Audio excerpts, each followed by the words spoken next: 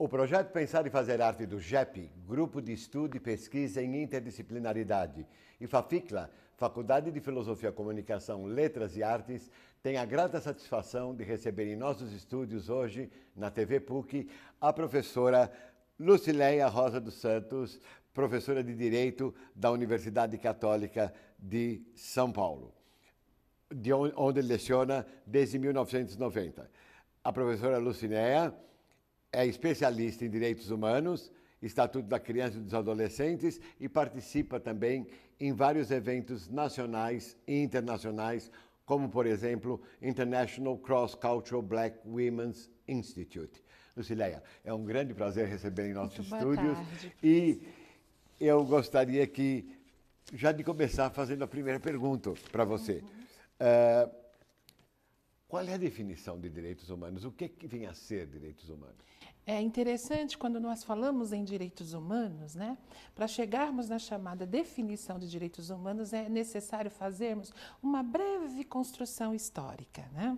Os direitos humanos, na realidade, não é que são divididos, mas nós podemos dizer classificados em 3 gerações, aliás, 4 gerações hoje de direitos humanos.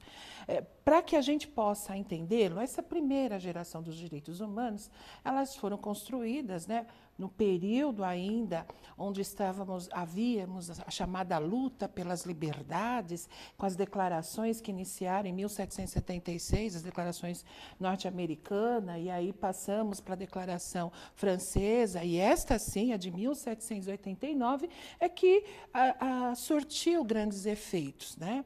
E a partir daí nós vamos ter alguns instrumentos, ou um dos primeiros instrumentos, que é o denominado instrumento de direito humanitário, direito internacional humanitário, que surge em 1864. Bom, e aí inicia a primeira luta, que é denominada geração. Isso é só uma geração de classificação, não é que isso se conclui com uma outra geração e se resolveu uma.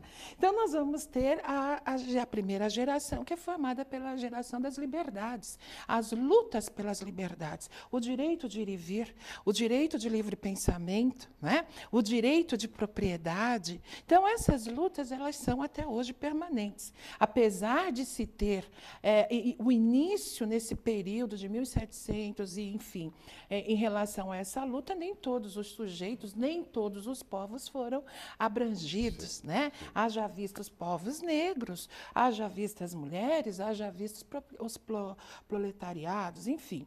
E aí nós vamos caminhar por uma segunda geração dos direitos humanos, que é denominada geração dos direitos sociais. Né? Os direitos coletivos, propriamente dito. E isso nós vamos encontrar pós a Primeira Grande Guerra Mundial, com a edição de um segundo e importante instrumento, que é a Organização Internacional do Trabalho. Então, nós já vamos ter essa visão, essa proteção em termos sociais. Né? E, claro, os direitos econômicos, né? E, mais tarde, os direitos denominados culturais. Bom, essa segunda geração, ela torna-se, aí vamos indo para uma, já quase adentrando a terceira, ela vai se efetivar. Não, sempre dizendo, sempre temos em mente que o efetivar aqui não significa que foi consagrada, sim, claro, né? Concluída de forma alguma. Mas nós vamos adentrar após a Segunda Grande Guerra Mundial. É aí, efetivamente, que a gente vai encontrar a chamada universalização dos direitos humanos. Depois da Segunda Guerra, isso, a gente vai falar exatamente isso. Por quê? Porque após esse período é que traz um instrumento que traz essa internacionalização, né? Essa proteção total, que é a Declaração Universal dos Direitos do Homem. Então, nós vamos ter a Organização das Nações Unidas em 45, mas necessitando de um instrumento que garanta, não somente com a Carta da ONU reconhecida, por um maior número de estados, mas instrumentos que possa garantir a efetividade desses direitos. Então, quando nós falamos nas liberdades, quando nós falamos nos direitos coletivos, né, os direitos abrangidos a todos, essa Declaração Universal dos Direitos do Homem, ela traz efetivamente essa proteção. E é a partir daí que podemos dizer que o Estado ou o chefe do Estado começa a ter, não é a limitação da sua soberania, sim, mas ele não está tão, como eu posso, tão aberto, tão para poder praticar determinados atos. Claro. Né? Então, também, o Estado... Ele tem também controlado pela própria Declaração dos Direitos Na Humanos. realidade, ele está... a proteção é que faz com que... quem é que tem que nos dar essa proteção? O próprio Estado. Não é verdade? Claro. E à medida que ele nos dá essa proteção, ele também é contra ele que nós vamos exigir se ele vier, qualquer ação, se ele vier violar esses direitos. Logo, quando nós falamos em direitos humanos, nós vamos dizer que direitos humanos são direitos universais, são direitos indivisíveis, são direitos pelo qual o Estado tem o dever de assegurar, de proteger os direitos fundamentais da dignidade da pessoa humana. Muito obrigado. Que bela resposta. Muito obrigado. Podemos dizer que em direitos humanos possuem o mesmo sentido do que vem a ser direitos fundamentais? Existe alguma diferença entre direitos humanos e direitos fundamentais? Tá. Quando nós falamos em direitos humanos propriamente dito, claro, são os direitos universais, são os direitos constituídos na órbita internacional. Né? Então, esses direitos eles podem estar tanto postos, quando a gente fala postos, são aqueles direitos positivados, escritos, como eles são naturais, o direito à vida, né? Que são os direitos naturais. Bom, esses direitos humanos universais, que são estendidos ou estão estendidos a todos e quaisquer pessoas, grupos, indivíduos, né? A partir do momento que os Estados reconhecem esses direitos, eles vão trazer para onde? Para a sua Constituição, para a órbita interna. E aí nós vamos ter os denominados direitos fundamentais da pessoa ou da sociedade. De acordo com as necessidades locais. Claro, e sempre respeitando, nunca havendo a colisão, nunca havendo o desrespeito com as normas de direitos humanos internacional. E aonde que nós vamos ver esses direitos no nosso ordenamento jurídico interno? Na própria Constituição. Então, nós vamos ter na própria Constituição Federal o artigo 1º, o artigo 5º, o artigo 7º, em termos de direitos sociais. Né? Enfim, são garantias fundamentais, são direitos fundamentais da Constituição. Tá? E a partir daí passam a ter a sua plena... E o que vem a ser The International Bill of Human Rights, a Carta Internacional de Direitos Humanos? Tá. O que ela proporcionou ao conceito de direitos humanos? Olha, a grande importância da Carta, né? Então, quando se fala da Carta Internacional dos Direitos Humanos, na realidade, ela surge inicialmente com a Declaração. A declaração, ela tem não que ela, em termos de sentido, quando se fala em declaração, nós podemos exigir do Estado uma força moral, inicialmente, né? Uma obrigação moral, mas não tínhamos o Estado, acho que com certeza, a ordem internacional não tinha como efetivar esses direitos e exigir isso dos Estados. Então, mais tarde, houve aí a possibilidade de se criar dois instrumentos de grande importância e esses dois instrumentos, juntamente com a declaração, formam a Carta, que é o chamado Pacto Internacional dos Direitos Civis e Políticos e o Pacto Internacional dos Direitos Econômicos, Sociais e Cultural. Pois bem, esses dois pactos, eles trazem princípios que estão na Declaração Universal. O que eles nos traz é também a chamada efetividade. E de que forma se tem essa efetividade? À medida que os Estados reconhecem, por exemplo, o Pacto Internacional dos Direitos Civis e Políticos, ele está reconhecendo os princípios de garantias, né, civis e o direito de ir e vir, de propriedade, e também o direito próprio político, né, de cada cidadão do indivíduo. E esse chamado Pacto Internacional, mais tarde ele nos traz um princípio que é denominado protocolo. Alguns protocolos adicionais foram incorporados a esse pacto, mas um deles é denominado Protocolo Facultativo ao Pacto Internacional dos Direitos Civis e Políticos. O que vem a ser esse pacto? Ele traz aí uma forma de mecanismo de monitoramento ou observação. Ou seja, à medida que os Estados passam a reconhecer alguns destes direitos, esses Estados eles se comprometem a cumprir internamente. E então, a primeira forma que é instituída pelo Pacto Internacional dos Direitos Econômicos, dos Direitos Civis e Políticos, a primeira medida é a sistemática de relatório.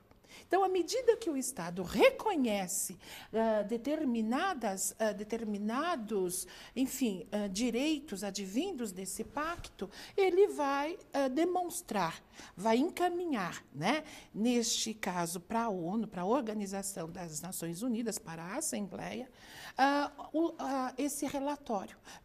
Quais os procedimentos que ele irá aplicar para que sejam efetivados esses direitos. Agora, é interessante que esse pacto nasce com um comitê, um número de 18 membros, que estes é que têm a função de receber esses relatórios.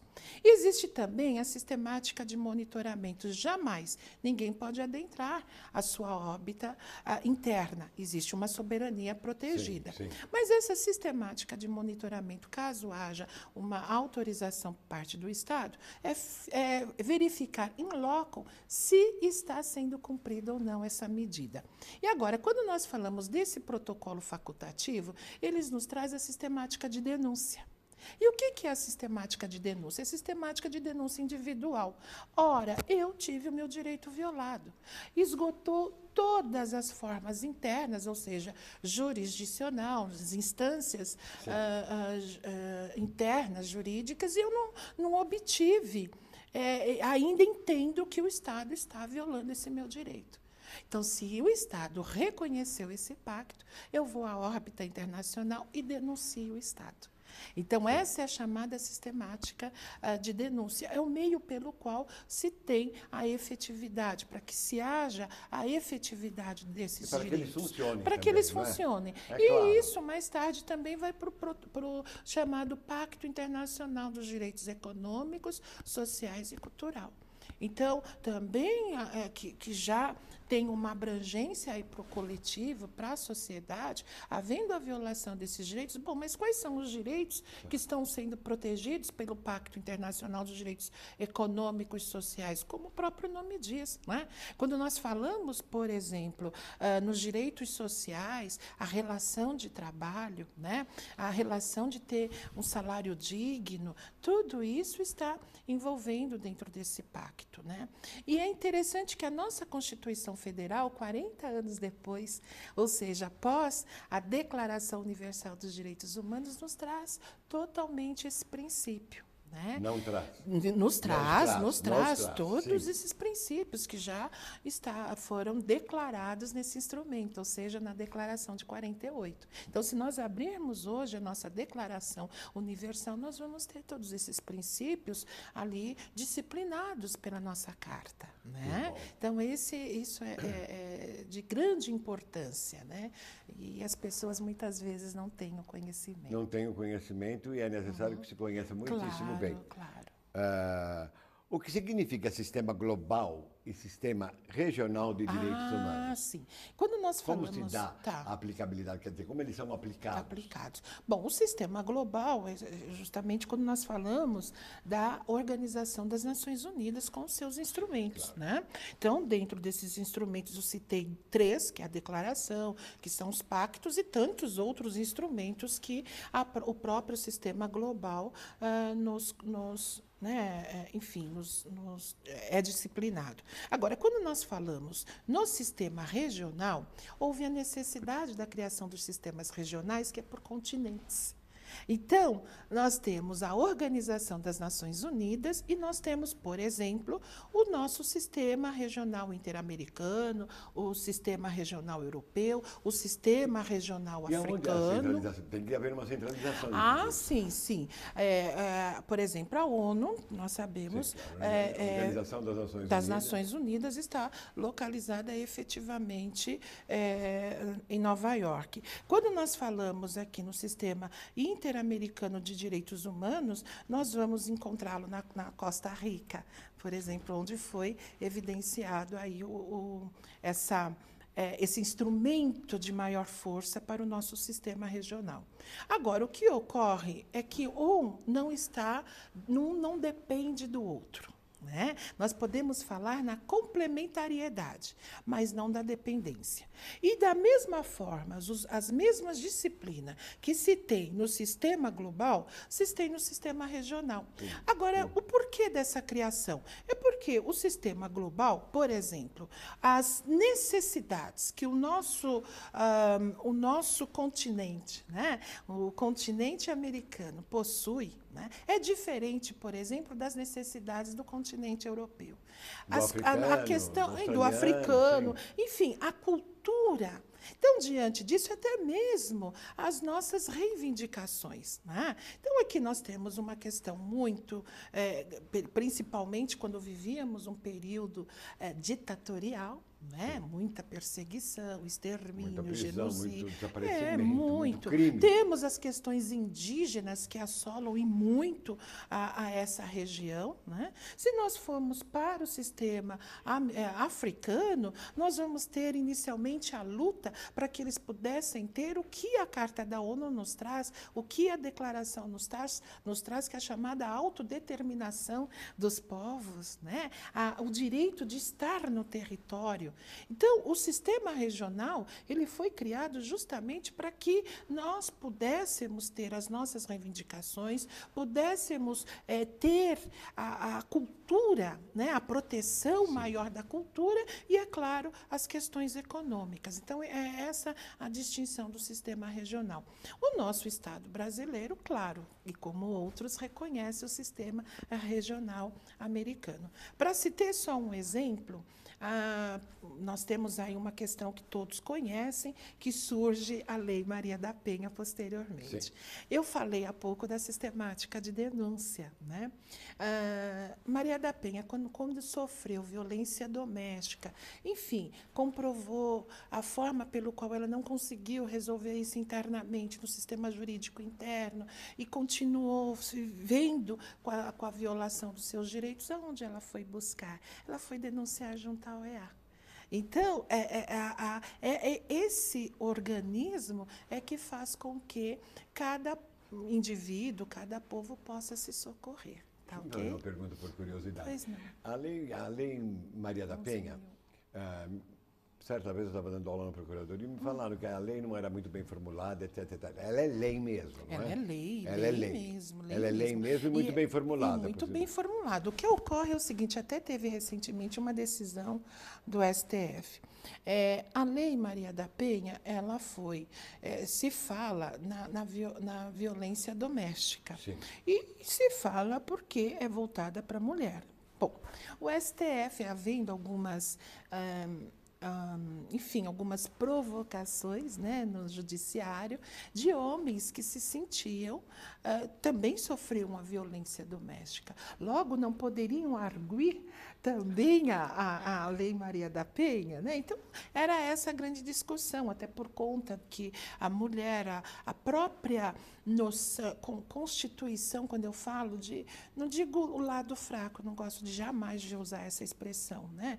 Mas, enfim, por tantas e tantas violências mesmo que a mulher vem sofrendo, pelas lutas, pela desigualdade, pela discriminação, enfim, criou-se uma norma para proteger essa mulher. E hoje está se reconhecendo também a Lei Maria da Penha, voltada para a violência doméstica. Logo, ela também é aplicada, poderá ser aplicada também aos homens. Aos homens. Aos homens, Homens, é interessante. Quer dizer, no final das contas, ela está procurando pelo respeito mútuo. Claro, o Não é? respeito mútuo. Pelo respeito mútuo, pelo diálogo, mesmo que seja pela interação, mesmo que essa interação seja conflituosa, como quase toda interação é. Com certeza, não é? com certeza. Mas eu acho que nenhum dos dois pode estar afastado. De jeito nenhum. Uma relação, não é? Claro, uma proteção total. Muito obrigado pela resposta. Qual é a relação entre os interesses transindividuais e os direitos humanos? Ah, sim. Quando nós falamos em direitos transindividuais, nós estamos falando nos direitos que atingem determinados grupos, né? Ou seja, grupos que possuem algum tipo de, pela ligação, pela natureza fática daquele grupo, ele está sofrendo determinados atos, por exemplo, atos discriminatórios, apesar de não ter uma mesma relação jurídica. Então, são direitos que atingem, que protegem determinados grupos. Dê um exemplo Muitos utilizam a expressão minoria. Né? Agora eu estou trazendo essa expressão para os direitos humanos, porque isso nós vamos encontrar bem a definição no Código do Consumidor do que vem a ser direitos transindividuais ou meta-individuais. Eu não gosto de utilizar a expressão minoria e não há tempo para dizer o porquê, mas prefiro usar talvez grupos exemplo, mais vulneráveis. Dê um exemplo para que o telespectador entenda isso. O sistema global, dentro do sistema global, foi implantado também o chamado sistema especial. Né? Quando falamos em sistema especial, nós estamos falando de um sistema geral que protege a todos. Mas nem todos esses instrumentos, muitos indivíduos se sentiram assegurados. Então, começou-se uma luta para que se tivesse a esses grupos uma proteção. E, a partir daí, surgem alguns instrumentos específicos, como, por exemplo, aos povos negros, a discriminação, não só aos negros, ou todo e qualquer grupo que, por sua etnia, por sua a cor, por sua crença, por sua idade, né? Gênero. Aliás, são todas as brigas que existem. Todas lutas as brigas. E guerras Então, vamos disciplinar, vamos ter convenções relacionadas a esses grupos. Então, a partir daí, nós vamos ter, pós essa Carta dos Direitos, para tornar-se muito mais ampla essa proteção, nós vamos ter a declaração, por exemplo, a Convenção sobre toda e qualquer forma, a Convenção de eliminação de toda e qualquer forma de discriminação racial. A Convenção sobre a eliminação de toda e qualquer forma de discriminação contra a mulher. Nós vamos ter a Convenção em relação contra a tortura, genocídio, extermínio. Né? E aí, à medida que os grupos vão sendo colocados ou não se sentem tão protegidos, vão existindo instrumentos próprios para que haja uma proteção para essa minoria. Quer dizer, seria quase que a minoria. Eu sei que a palavra é utilizam, meio eu estranha, que não. Mas, por exemplo, seria a minoria da minoria da minoria e vai abrindo para cada grupo específico uma série de. Possam para que ter, eles sintam salvaguardados, vamos dizer assim. Claro. Olha, para ter ideia, nos anos 70, a partir do momento que começaram a se ter algumas convenções relacionadas a diversos grupos, muitos estados, tanto da África como da América, principalmente da América Central, começaram a reconhecer ainda mais a Organização das Nações Unidas, ou seja, aqueles estados que não eram estados-membros, sejam porque ainda não tinham uma autodeterminação, né, por terem os seus territórios ainda sob colônias, né? Então, a partir do momento que começaram a ter essa luta, passaram a adentrar, passaram a reconhecer esse sistema global, ou seja, a Organização das Nações Unidas, né? Agora, eu teria mais uma perguntinha, porque o nosso tempo está acabando. Sim. Foi uma honra recebê-la, é tão bom. bom. O que são os direitos humanos fundamentais da criança? Sim. Então, dentro desse aspecto que eu mencionei sobre o sistema regional, o sistema especial, nós temos aí a Convenção sobre os Direitos da Criança. Então, ela surge em 1989. E é uma convenção que, de fato, traz para todo o mundo, isso nós já tínhamos alguns instrumentos anteriores, mas esse é um instrumento efetivo, um olhar dos Estados em relação à criança. Não o tratamento da criança idêntico ao de um adulto. Claro. Mas um olhar específico. Então, aqui o nosso Estado brasileiro, ele reconheceu a Convenção sobre os Direitos da Criança. No momento em que ele reconheceu essa convenção, ele implementou internamente a chamada, o que nós temos hoje, o Estatuto da Criança e do Adolescente. E nós vamos ter aí o chamado direito fundamental.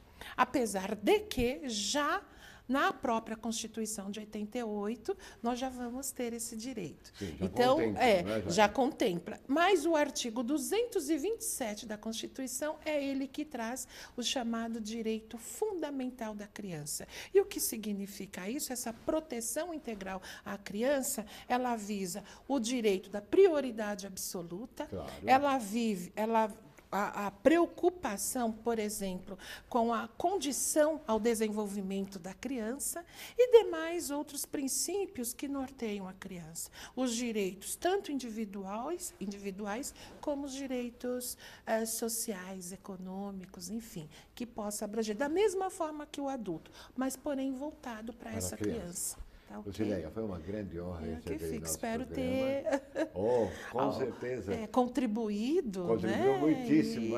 Qualquer esclarecimento, voltaremos a conversar. Com certeza, eu gostaria de agradecer o telespectador pela sua audiência. Muito obrigado. Obrigada.